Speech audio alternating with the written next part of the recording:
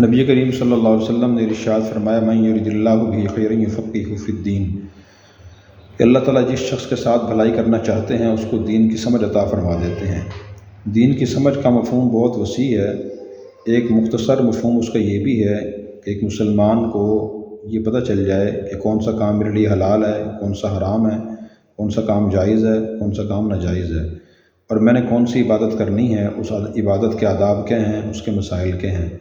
ہمارے ہاں روزہ کے مسائل سیکھنے کا اکثر اہتمام نہیں ہوتا۔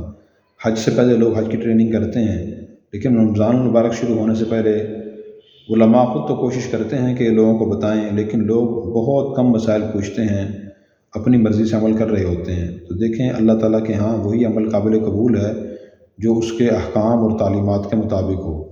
اگر وہ حکم ایک آدمی پورا تو کر رہا ہے لیکن تعلیمات کے مطابق نہیں ہے تو اپنی مرضی سے عمل کر رہا ہے، وہ اللہ تعالیٰ کے ہاں قابل قبول نہیں ہوگا۔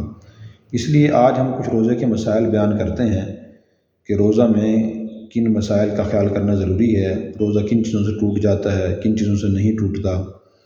تو کچھ چیزیں ایسی ہیں جن سے روزہ نہیں ٹوٹتا، ہم وہ عرض کرتے ہیں، یعنی روزہ دار کو اگر وہ واقعہ پیش آ جائے یا کام کرنا پڑ جائے تو وہ روزہ دار کام کر لے تو اس سے روزے پہ کوئی اثر نہیں پڑے گا۔ ان میں سے پہلی چیز ہے بھول کر کھا پی لینا۔ ایک آدمی کا روزہ تھا، نفل تھا یا فرض تھا، اس نے بھول کے کھا پی لیا، پھر یاد آیا کہ میرا تو روزہ تھا، خواہ اس نے کتنی ہی زیادہ کھا پی لیا ہو لیکن کھایا بھول کے ہو تو اس کا روزہ نہیں ٹوٹے گا۔ اور یہ مسئلہ خود نبی کریم صلی اللہ علیہ وسلم نے بیان فرمایا ہے۔ میں حدیث سنا لیتا ہوں تاکہ شخص کے دل میں یہ خیال پیدا نہ ہو کہ یہ کیا بات ہوئی، ایک آدمی نے روزے کی حالت میں کھا پی بھی لیا، روزہ نہیں ٹوٹا اس کا، کیونکہ بہت سے لوگوں کا مزاج ہوتا ہے مذاق اڑانے والا۔ عالم دین مسئلہ بتائے تو وہ اس پہ فوراً عقلی اعتراض کرتے ہیں، جب کھا پی لیا وہی روزہ ٹوٹ جانا چاہیے۔ تو حضور صلی اللہ علیہ وسلم کی حدیث ہے، فرمایا کہ من نسی وہو صائم فاکل او شرب فلیتم صومہ فانما اطعمہ اللہ وسقاہ۔ یہ صحیح بخاری صحیح مسلم کی حدیث ہے۔ اس کا ترجمہ یہ ہے کہ جس شخص نے روزے کی حالت میں بھول کر کھا لیا یا پی لیا تو اپنا روزہ مکمل کر لے، اسے اللہ تعالیٰ نے کھلایا ہے اور اللہ تعالیٰ نے پلایا ہے، اس کا روزہ نہیں ٹوٹا۔ ہاں جان بوجھ کے آدمی کھا پی لے، خواہ معمولی چیز ہی کھا لے، مثلاً ایک گھونٹ پانی پی لے، ایک تل کا دانہ کھا لے، چینی کا ایک دانہ کھا لے، چنے کا دانہ کھا لے، اس کا روزہ ٹوٹ جائے گا۔ اسی طرح کوئی آدمی حجامہ کرائے، پچنے لگوائے یا اپنے جسم سے خون نکلوائے، جیسے لوگ شوگر چیک کرانے کے لیے یا HB چیک کرانے کے لیے کسی اور ٹیسٹ کے لیے خون نکلواتے ہیں، اس سے روزہ نہیں ٹوٹتا۔ اسی طرح کسی کو خود بخود الٹی آ جائے، خواہ کم ہو یا زیادہ ہو، اس سے روزہ نہیں ٹوٹتا۔ اسی طرح کسی کو احتلام ہو جائے سوتے ہوئے جاگتے ہوئے تو اس سے روزہ نہیں ٹوٹتا۔ نبی کریم صلی اللہ علیہ وسلم نے فرمایا ثلاث لا یفطرن الصائم الحجامۃ والقیء والاحتلام۔ جامع ترمذی کی روایت ہے کہ 3 چیزوں سے روزہ نہیں ٹوٹتا، پچنے لگوانے سے، قے ہو جانے سے اور احتلام ہو جانے سے۔ اسی طرح اگر کوئی کسی آدمی کو روزے کے حال میں سرما لگانا ہو آنکھوں میں تو اس سے روزہ نہیں ٹوٹتا۔ حضرت انس رضی اللہ عنہ فرماتے ہیں جاء رجل الی النبی صلی اللہ علیہ وسلم قال اشتکیت عینی افاکتحل وانا صائم قال نعم۔ حضرت انس فرماتے ہیں کہ حضور صلی اللہ علیہ وسلم کے پاس ایک شخص آئے اور پوچھا کہ یا رسول اللہ میری آنکھوں میں تکلیف ہے، کیا میں سرما لگا سکتا ہوں روزے کی حالت میں؟ آپ نے فرمایا کہ لگا سکتے ہو۔ جامع ترمذی کی روایت ہے۔ اس سے معلوم ہوا کہ آنکھ میں سرما لگانے سے یا ڈراپ ڈالنے سے، دوائی ڈالنے سے روزے پہ اثر نہیں پڑتا، خواہ اس کا اثر حلق میں محسوس ہی کیوں نہ ہو جائے۔ اس کی وجہ یہ ہے کہ جو چیز جسم میں براہ راست داخل ہوتی ہے اس سے روزہ ٹوٹتا ہے، جو کھلے سوراخ سے داخل ہو اس سے روزہ ٹوٹتا ہے۔ جیسے ہمارے منہ میں ہمارا منہ ہے، اس کے اندر حلق میں کھلا سوراخ ہے، اس کے جو کچھ اندر جائے گی تو روزہ ٹوٹ جائے گا۔ اسی طرح ناک اور حلق کے درمیان کھلا سوراخ ہے، کوئی شخص ناک میں دوائی ڈالے اور وہ اندر چلی جائے، حلق تک پہنچ جائے تو روزہ ٹوٹ جائے گا۔ کسی کے اگر دماغ میں کوئی زخم ہو کھلا، اس میں دوائی ڈالیں اور دماغ تک دوائی پہنچ جائے روزہ ٹوٹ جائے گا۔ اور کسی کے پیٹ میں گہرا زخم ہو اندر تک اور دوائی ڈالیں، پیٹ میں معدے میں دوائی پہنچ جائے روزہ ٹوٹ جائے گا۔ اس کے علاوہ جو چیز مسام کے ذریعے اندر داخل ہوتی ہے تو اس سے روزہ نہیں ٹوٹتا۔ فقہا کی اصطلاح میں سے کہا جاتا ہے منافذ اصلیہ، کہ جو اصلی راستے ہیں اندر کے ان سے کوئی چیز داخل ہو تو روزہ ٹوٹ جاتا ہے۔ مسام کے ذریعے داخل ہو اس چونکہ اس کو کھانا پینا نہیں کہا جاتا، اس سے روزہ نہیں ٹوٹتا۔ اسی طرح کان میں دوائی ڈالنا بھی جائز ہے، اس سے روزہ نہیں ٹوٹتا، خواہ دوا خشک ہو یا تر ہو۔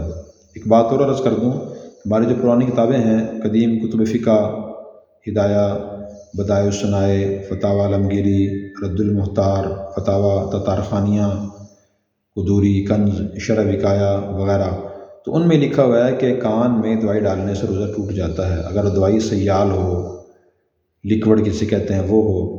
لیکن جدید تحقیق سامنے یہ آئی ہے کہ اس سے روزہ نہیں ٹوٹتا۔ اس کی وجہ یہ قدیم فقہاء کرام کا خیال یہ تھا کہ کان اور معدے کے درمیان کوئی پردہ نہیں ہے، جو چیز ڈالی جائے گی براہ راست اندر جائے گی۔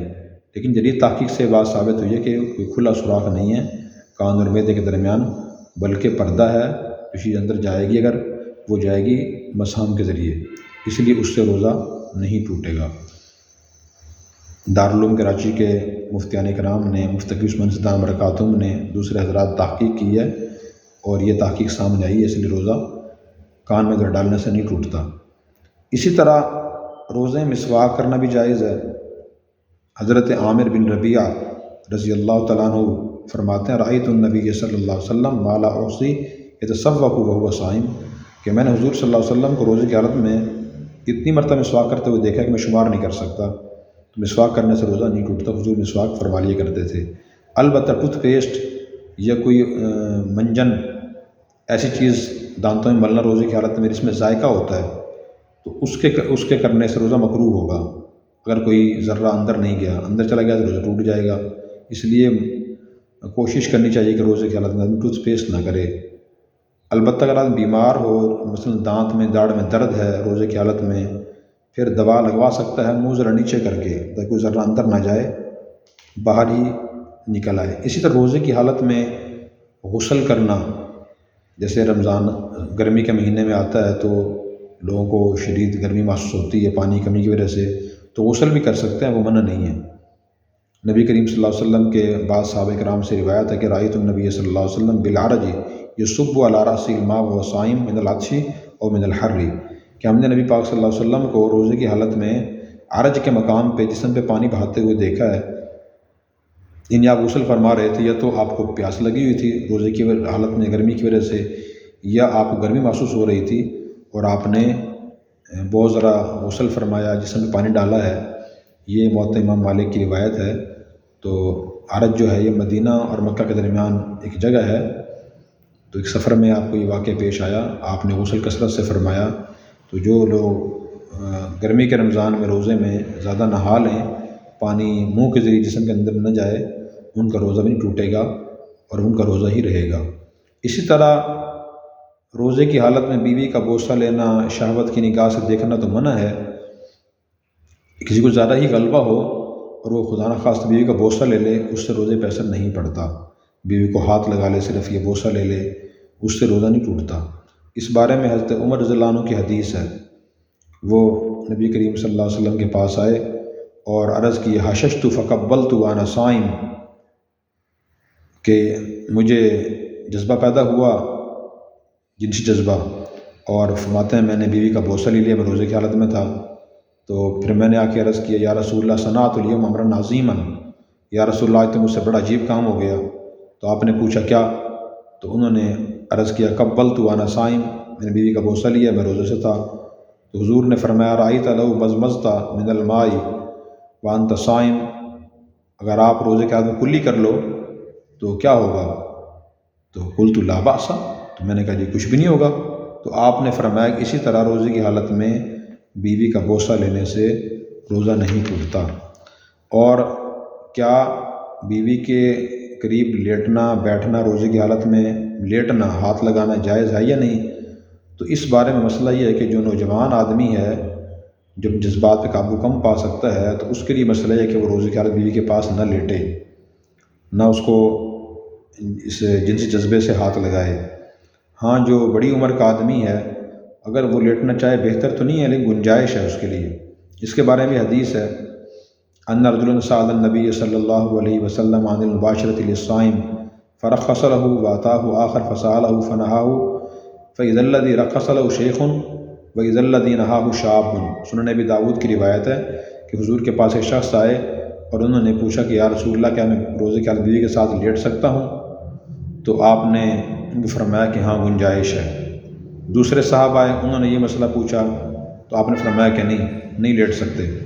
तो जिनको आपने इजाज़त दी वो बड़ी उम्र के थे, बूढ़े थे, और जिनको मना फरमाया वो नौजवान थे। तो फ़र्क की वजह ज़ाहिर है कि जो नौजवान है उससे कभी ख़तरा होता है, अगर वो रोज़े के बीवी के पास लेटेगा, जिनसी जज्बे से उसको हाथ लगाएगा, तो वो अपने जज्बात की शिद्दत की वजह से काबू नहीं पा सकेगा और वो मुबाशरत में मुब्तला हो जाएगा, उससे रोज़ा टूट जाएगा।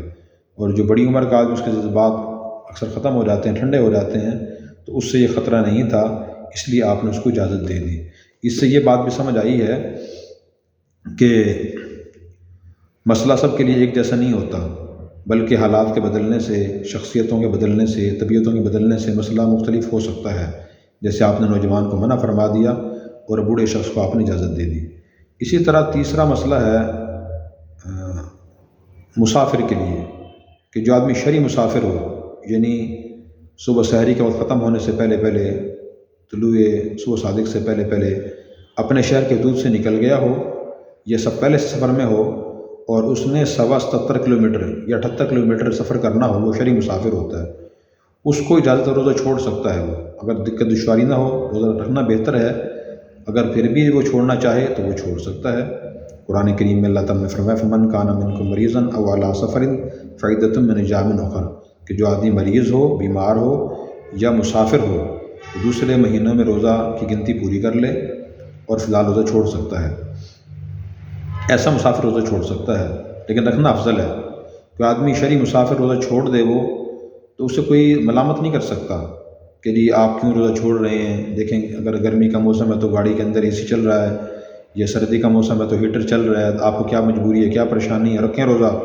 ऐसा करना दुरुस्त नहीं है। जिस काम की अल्लाह और अल्लाह के रसूल ने ख़ुद इजाज़त दी हो, तो उस काम के करने वाले पर मलामत करना जायज़ नहीं है। तो ये बात समझना ज़रूरी है। हमारे माशरे में बाज़ लोग रुख्सत पर अमल करने वाले को, जायज़ पर अमल करने वाले को भी ताना दे रहे होते हैं कि ऐसे नहीं, ऐसे करें। तो ये भी दुरुस्त नहीं है, ये ठीक नहीं है। हज़रत आयशा रज़ियल्लाहु अन्हा से रिवायत है कि हमज़ा बिन अमर असलमी ये रोज़ा रखते थे, बहुत ज़्यादा रोज़ादार सहाबी थे। तो इन्होंने नबी करीम सल्लल्लाहु अलैहि वसल्लम से पूछा असूमु फ़ी सफ़री, तो क्या मैं दौरान सफ़र रोज़ा रखूँ या ना रखूँ? तो आपने फरमाया कि इन शिअत फ़सुम व इन शिअत फ़अफ़्तिर, अगर चाहो तो रख लिया करो, चाहो तो छोड़ दिया करो।